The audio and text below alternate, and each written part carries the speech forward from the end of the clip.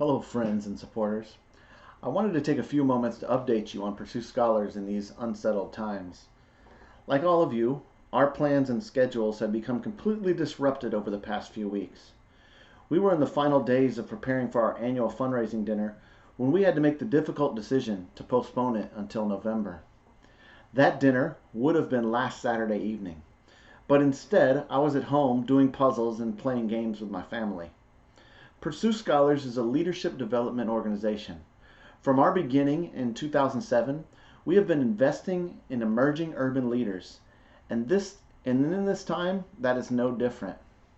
There are two things that I believe about leadership in challenging times.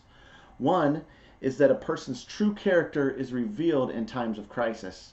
The second is that crisis is a catalyst for growth as a leader. In my years of leading others, I've often resonated with the quote from Abraham Lincoln where he said, "I have been driven many times to my knees by the overwhelming conviction that I had nowhere else to go. My own wisdom and the wisdom of those around me was simply insufficient for the day." The best leaders trust God to lead them. That character is revealed most in a crisis. James 1 says that the testing of your faith develops steadfastness, and that leads to maturity. Times of crisis can grow leaders to maturity. Over the past few weeks, I've talked with many of our scholars, and I've been so encouraged. You may have read our story about Alejandra a couple of days ago.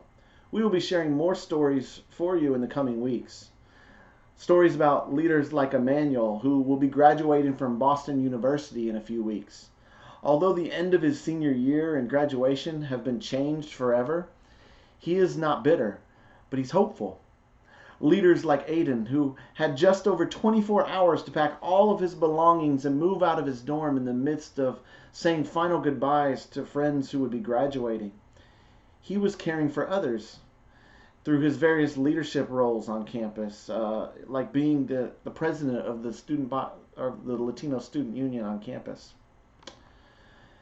These emerging leaders, they're not wallowing in pity, but they are working on solutions. They are seeking jobs to replace the income they lost when their campus closed. They're figuring out how to upgrade their home internet so they have the capability to stream online classes and finish their semester. This interruption to their world is revealing the quality of leadership that was already in them. And we believe that this season will not derail them, but will help mature them as leaders.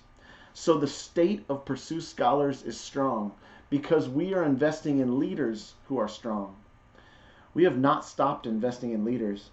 Our staff has pivoted and responded. Our Daniel Scholar selection process, training of our Acts 6 scholars in our 5th cadre, and our social and spiritual support for our scholars has all gone virtual. Our staff has really stepped up.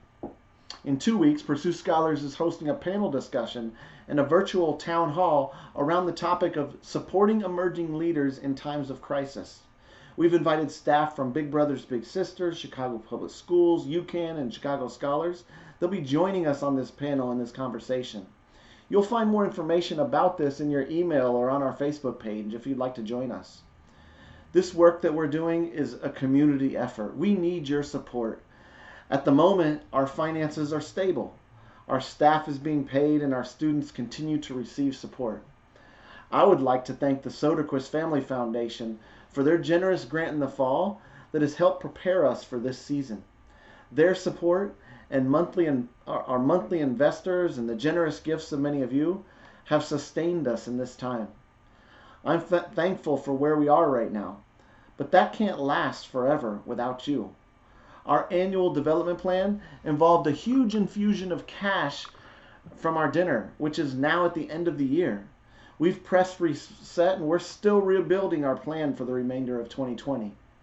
If you've been blessed to still have your job and your income in this time, would you consider a generous investment into these emerging leaders today? If you're in the position that you don't absolutely need that stimulus check when it comes, I hope that you would consider giving some of it to someone who does desperately need it. Maybe that's a neighbor or a friend or an organization that's serving those in need. I'm confident that God is going to provide and will continue to provide all that we need. May the Lord bless you and keep you. May the Lord make his face to shine upon you. May the Lord be gracious to you and give you peace.